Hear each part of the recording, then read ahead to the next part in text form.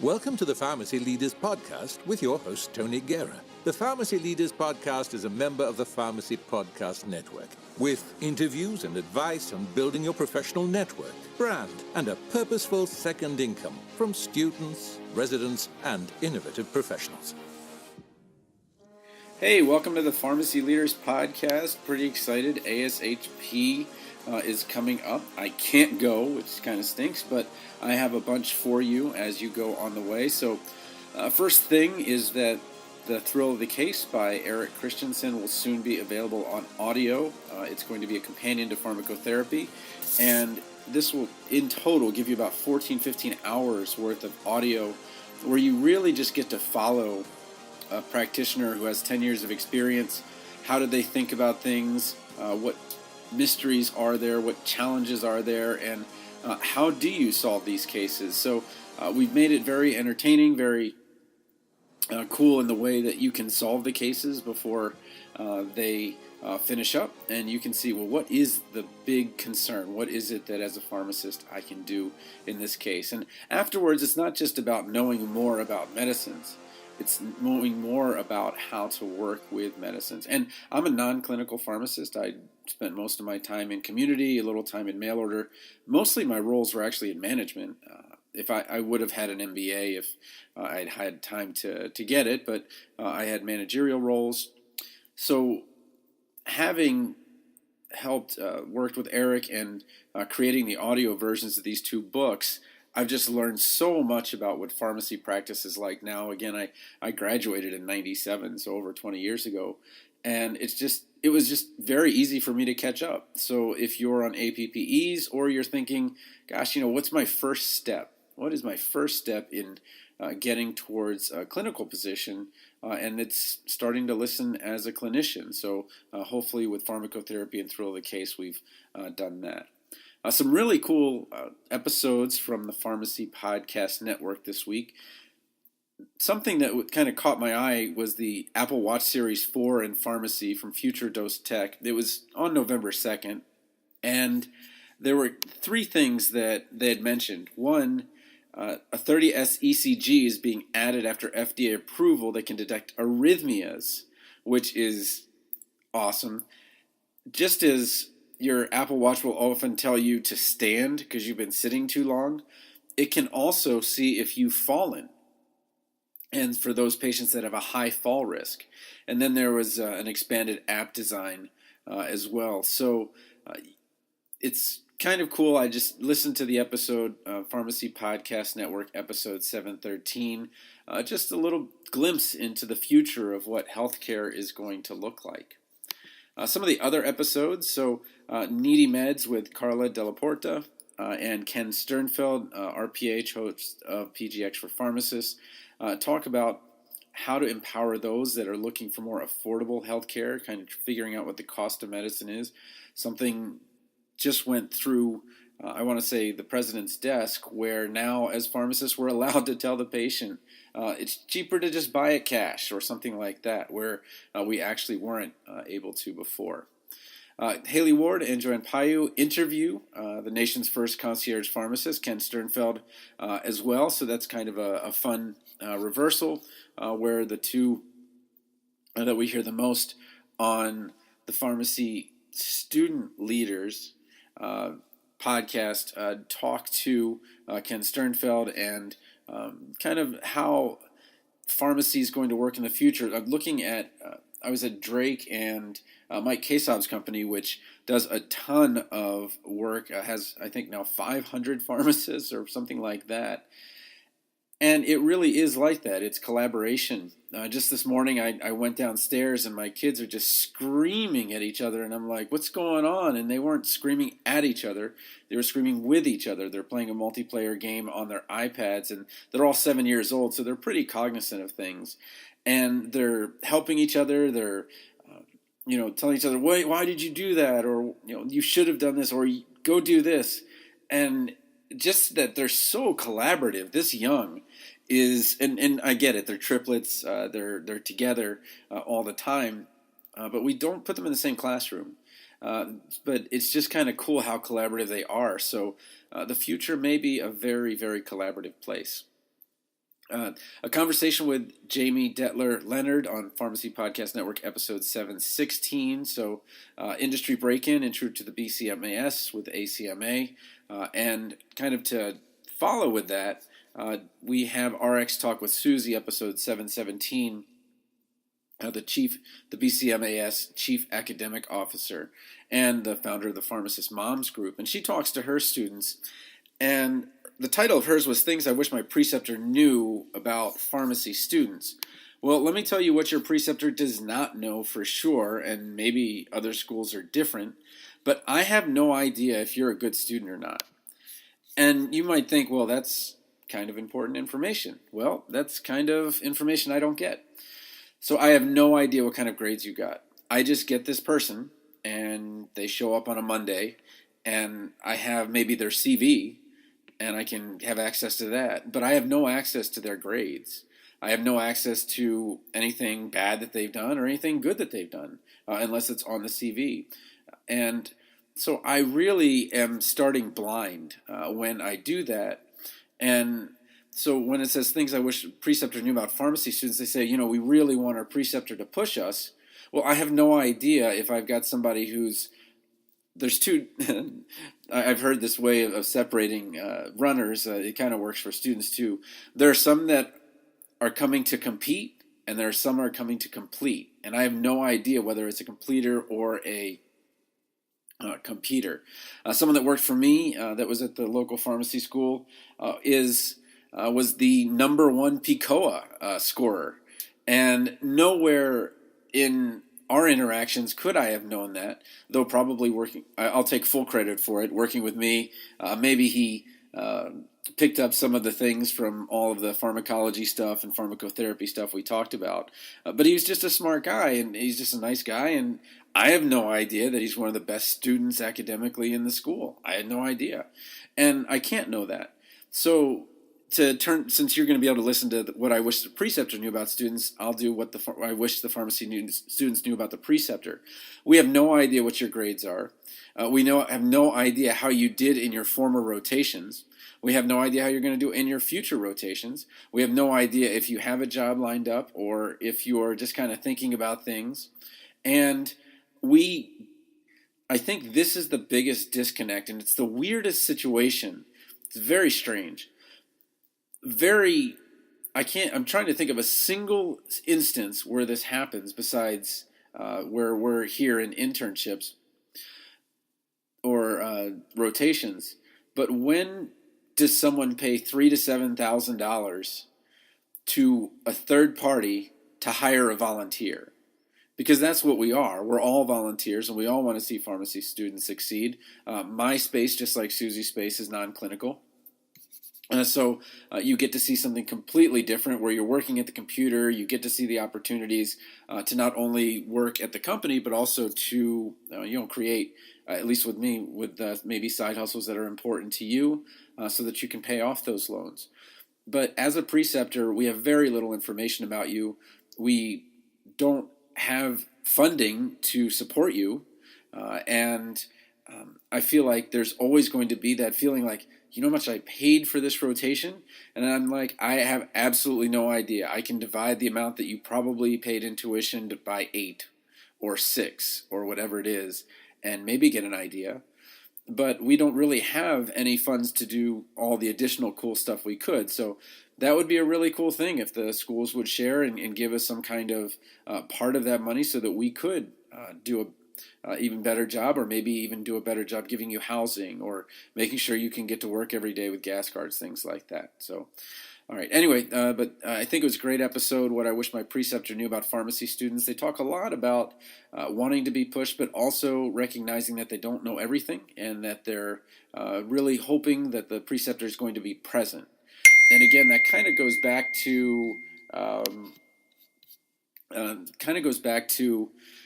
where we don't have extra money to hire someone to cover us while we're with you. So what we do with you has to, in some way, either free us from work so that we can help you, or we work synergistically. And I try to work synergistically as best as I can with my students. So again, I have an academic APPE here in Des Moines, Iowa, where you would teach and there is a ton of face-to-face teaching. The thing with teaching as a pharmacy, I guess you would call it a teaching assistant in pharmacy school, would be that pharmacy professors maybe only teach 1 or 2 classes a semester. I teach at least 4 classes a semester, 1 online, but 3 that are face-to-face.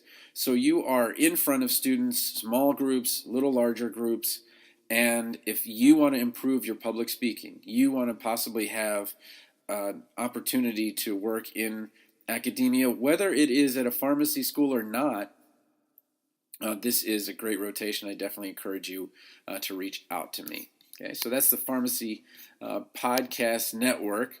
TLDR Pharmacy, I love their blog because, again, not a clinical pharmacist, but I am with students that want to keep up their clinical skills.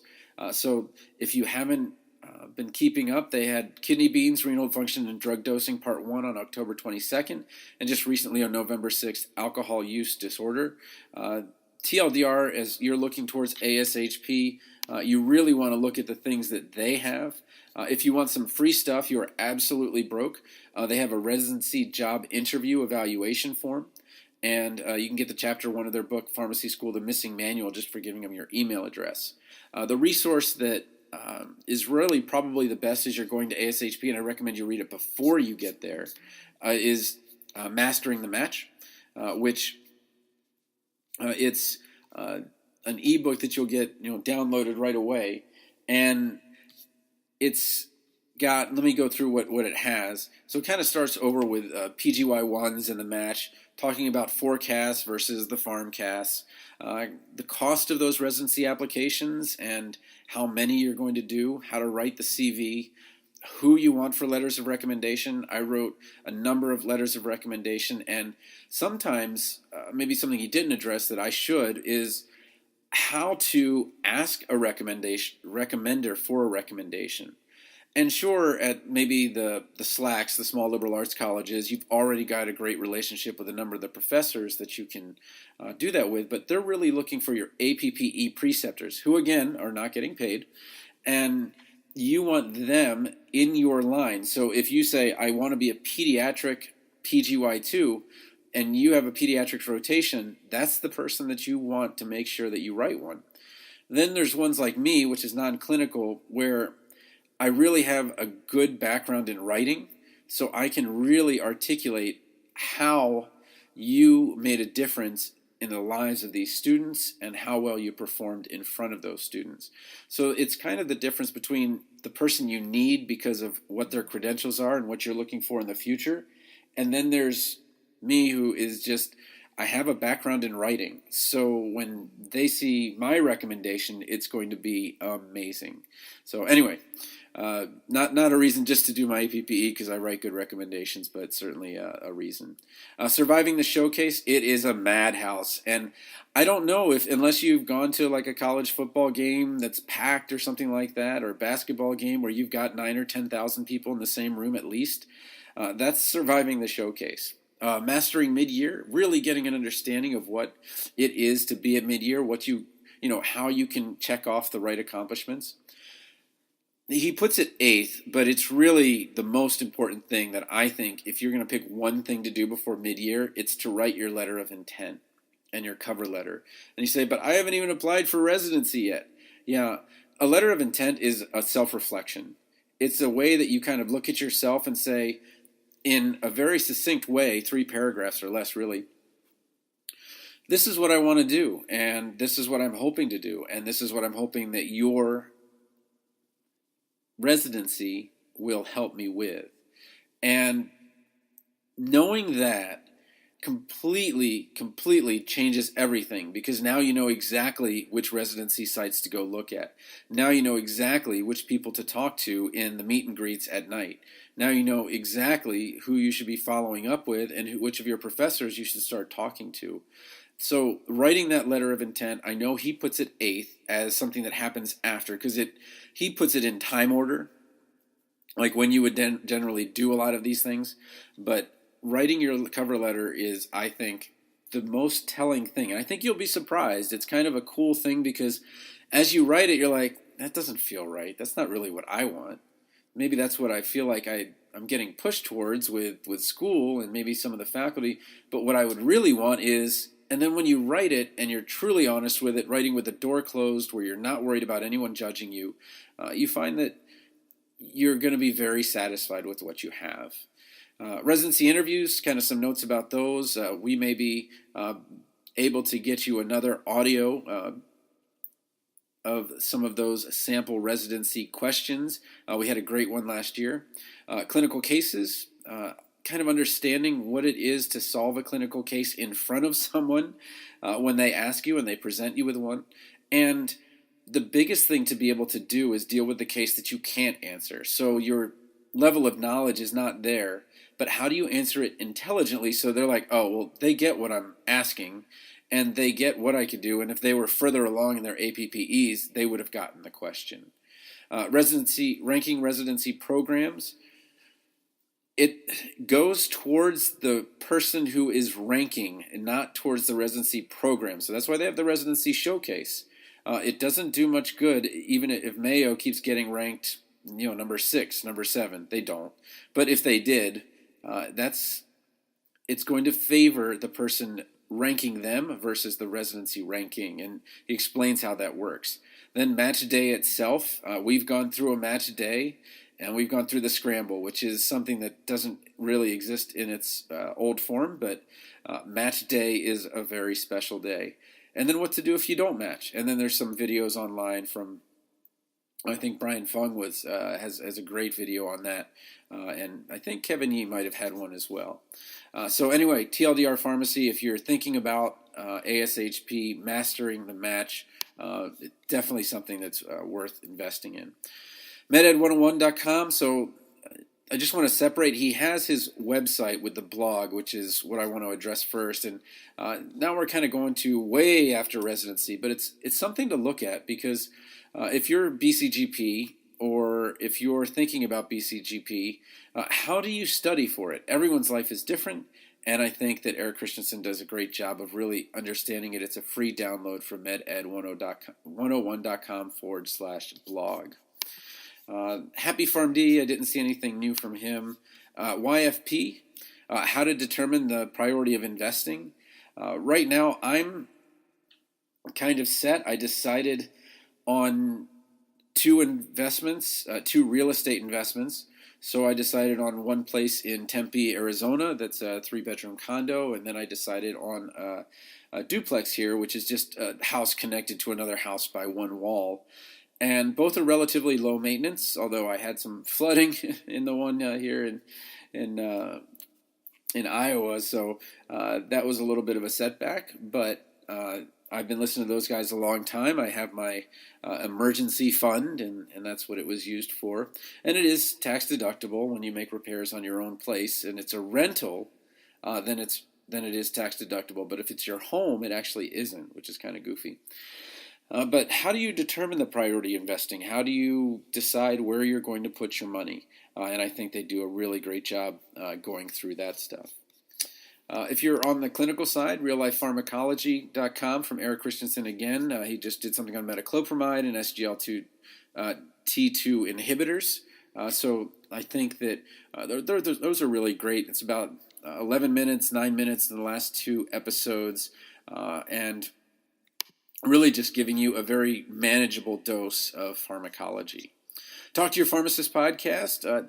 She talked about the safety net, and this is something we also have in Iowa, which is, how do the people that can't afford their medicines get medicines? What do you do with medicines that are expired? Can you give them to some people?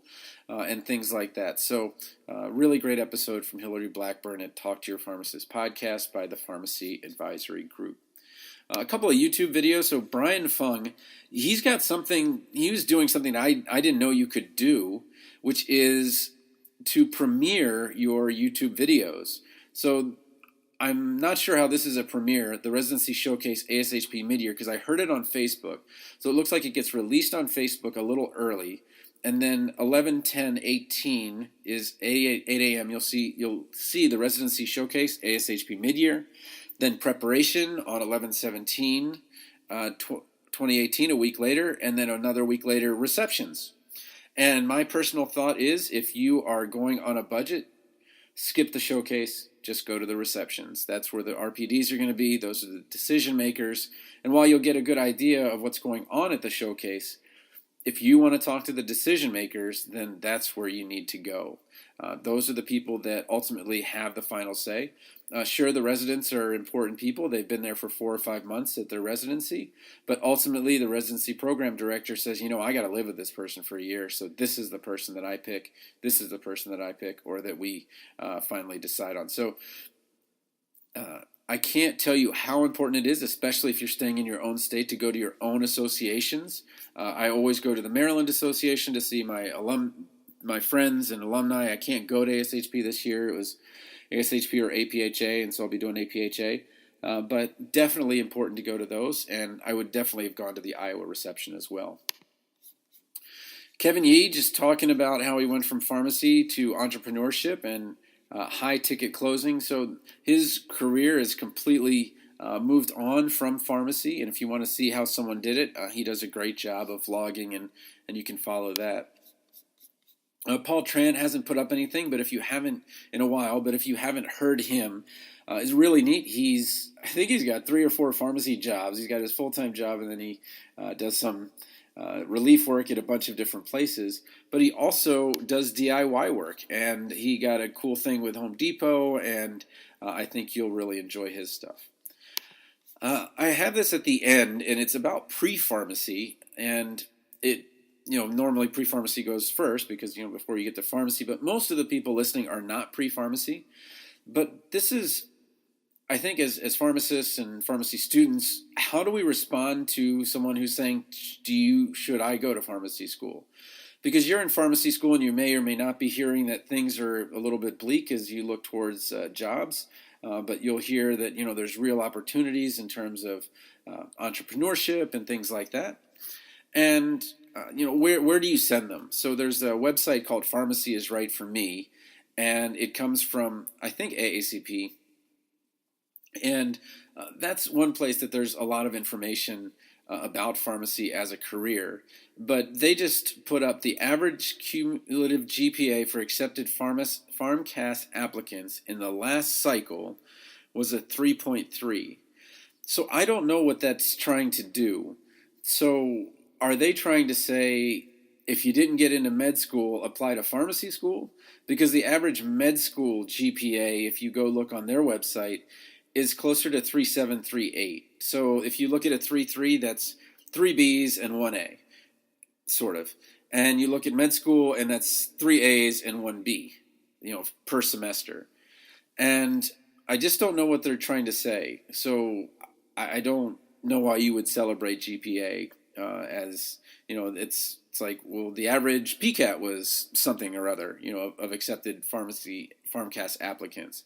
So I think I'm guessing that they're saying a 3.3 is just not that high. Don't be scared of pharmacy.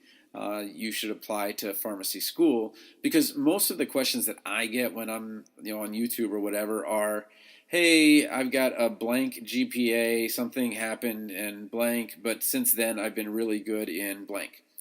And honestly, there is a pharmacy school for you if you have a lower GPA. And certainly the higher end pharmacy schools are taking a bit lower GPA, but you still have to have a high GPA to get into the best schools.